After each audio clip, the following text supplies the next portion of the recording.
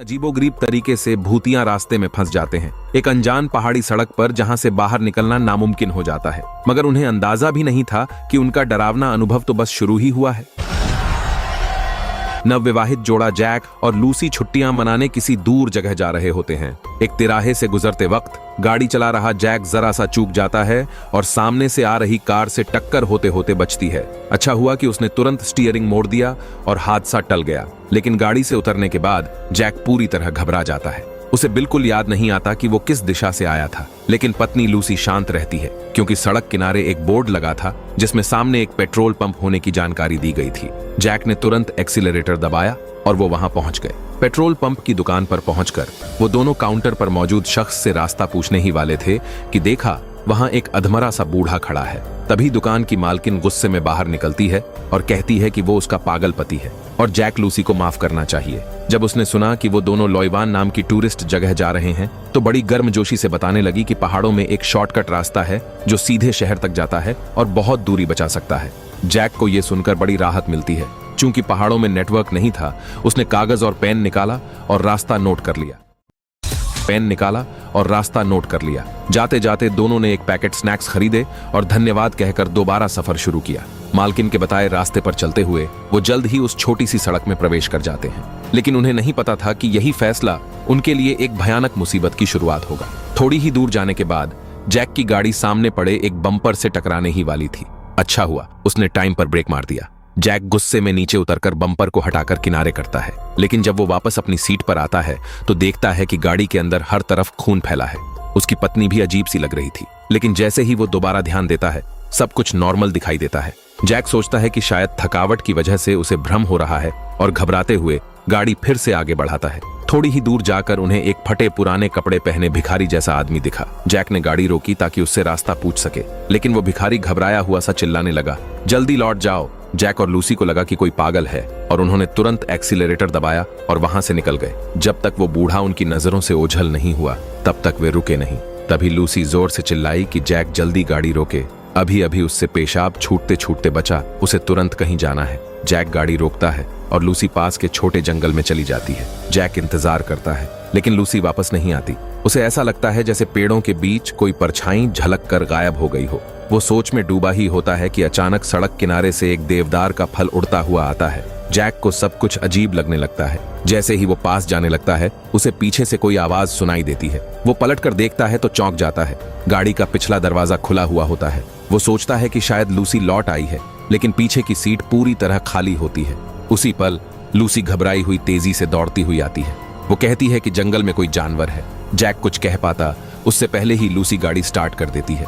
Jack के मन में सवाल उठता है कि आखिर लूसी ने जंगल में ऐसा क्या देख लिया। लूसी बुरी तरह डरी हुई होती है और बस कहती रहती है कि अजीब अजीब आवाजें आ रही थीं, जैसे पूरी की पूरी पेड़ हिल रही हो। जैक सोचता है कि जंगल में जानवर होना आम बात है और अब जब वो गाड़ी में है तो सब ठीक है।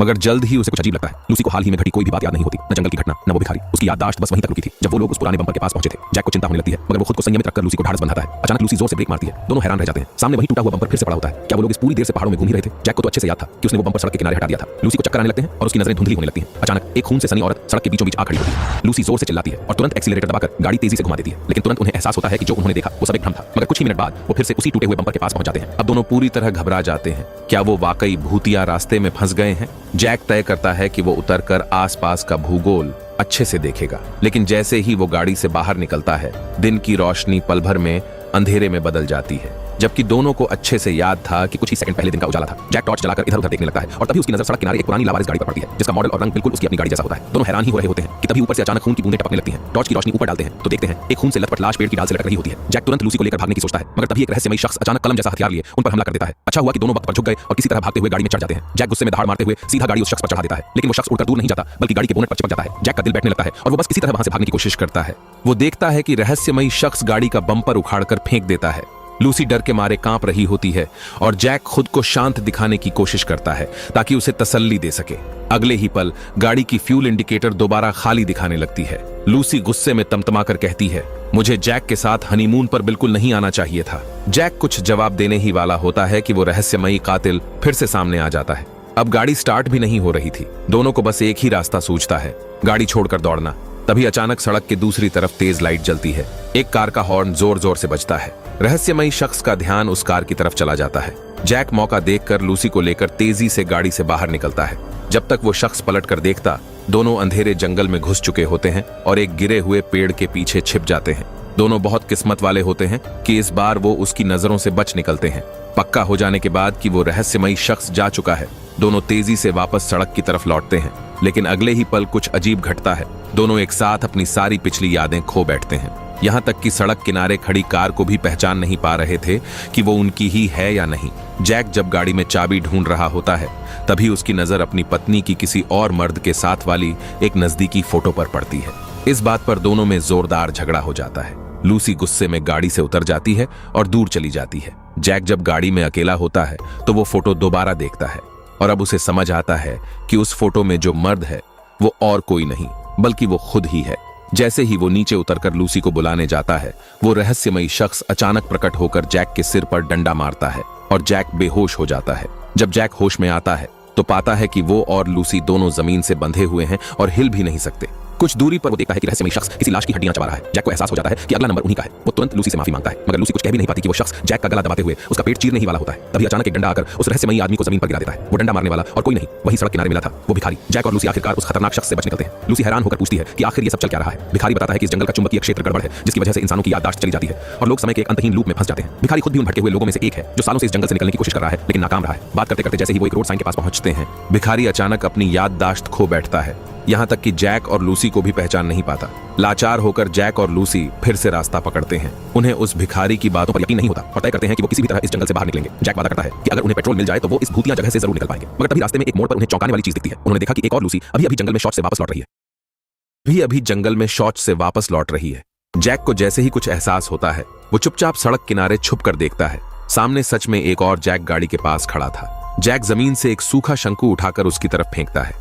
दूसरा जैक जब उस आवाज की जांच करने जाता है, वास्तविक जैक चुपके से कार के पीछे घुसकर उसमें रखा हुआ बैकअप पेट्रोल निकाल लेता है। वहीं दूसरी तरफ डुप्लीकेट लूसी को भी कुछ गड़बड़ लगने लगता है। वो समझती है जैसे कोई जानवर आया हो और तुरंत भागकर कार में लौट आती है। अब असली जैक और लूसी को आखिरकार समझ आ जाता है कि पहले जो भी अजीब घटनाएं हुई थी वो सब दरअसल दूसरे वर्जन के खुद के कारण हुई थी। दोनों गाड़ी में पेट्रोल भरते हैं और तेजी से आगे बढ़ जाते हैं। अनजाने में रात हो चुकी थी। जैक दूर से देखता है कि वही रहस्यमयी शख्स सामने खड़ा है। वो जोर जोर से हॉर्न बजाकर उसका ध्यान खींचने लगता है। असल में जैक चाहता था कि उसका दूसरा वर्जन उस खतरे से बच जाए। जैसे ही वो देखता है कि उसका डुप्लीकेट खुद उसी तकलीफ से गुजर रहा है, लूसी को अचानक एक आइडिया आता है कि शायद अगर वो नियम तोड़े तो उस लूप को तोड़ा जा सकता है। अब तक वो हमेशा आगे की ओर भागते रहे थे, क्यों ना इस बार गाड़ी पीछे चलाकर जंगल से बाहर निकलने की कोशिश करें। जैक को ये बात सही लगती है। वो गाड़ी को रिवर्स गियर में डालता है और तेजी से पीछे की ओर चलाता है। मगर जैसे ही वो उस सड़क के साइन बोर्ड के पास से गुजरते हैं, वो अचानक कार रोक देता है, क्योंकि वो और लूसी दोनों फिर से अपनी याददाश्त खो बैठते हैं। अब दोनों की यादें फिर से उस दिन की लड़ाई पर आकर रुक जाती हैं। दोनों प्यार भरे पलों में डूबे होते हैं और उन्हें फिर से भागने की योजना याद ही नहीं रहती। लूसी जब जैक के चेहरे पर चोट देखती है तो दवाई ढूंढने के लिए ग्लव बॉक्स खोलती है, लेकिन वहां उसे एक चाकू और एक बुना हुआ बेल्ट दिखता है। उसे तुरंत याद आता है ये तो उसी रहस्यमयी कातिल का गियर है। लूसी को जैसे यकीन ही नहीं होता, क्या उसका पति ही वो कातिल है जो उसका पीछा करता रहा। जैक घबराकर कहता है, तुम पागल हो गई हो क्या, वो आदमी तो हमें भी मारने आया था। मगर लूसी अब किसी भी तर्क को मानने के लिए तैयार नहीं थी। जैक लाचार होकर गाड़ी से उतरता है, मगर तभी वो देखता है कि वही रहस्यमयी शख्स हाथ में छुरा लिए उनकी तरफ बढ़ रहा है। वो घबराया हुआ लड़खड़ाते कदमों से जंगल की तरफ भाग जाता है। उधर लूसी अब जाकर थोड़ी शांत होती है। वो बस कार से उतरकर थोड़ी ठंडी हवा लेना चाहती थी, लेकिन तभी उसके पेट में अचानक एक चाकू घुमा जाता है। रहस्यमयी कातिल लौट आया था। जमीन पर गिरती लूसी अब उस शख्स का चेहरा साफ साफ देख पाती है। वो और कोई नहीं बल्कि खुद उसी का एक और रूप था। उसके लिए ये सब विश्वास करना बहुत मुश्किल था, लेकिन तभी जैक अचानक लौट आता है। वो झपट्टा मारकर लूसी के डुप्लीकेट को जमीन पर गिरा देता है और पलटकर पूरी ताकत से वार कर देता है। डुप्लीकेट वहीं ढेर हो जाता है। अच्छी बात ये थी कि लूसी की जान बच जाती है। उसे सिर्फ हल्की चोट आई थी। जैक लूसी को कार में बिठाने ही वाला था कि पीछे से अचानक एक और डंडे का हमला होता है। एक और रहस्यमयी इंसान सामने आ चुका था। जैसे ही वो करीब आता है, जैक देखता है वो भी उसी का एक और वर्जन था। उसके चेहरे पर भरी नफरत थी। अब दोनों को साफ साफ समझ आ गया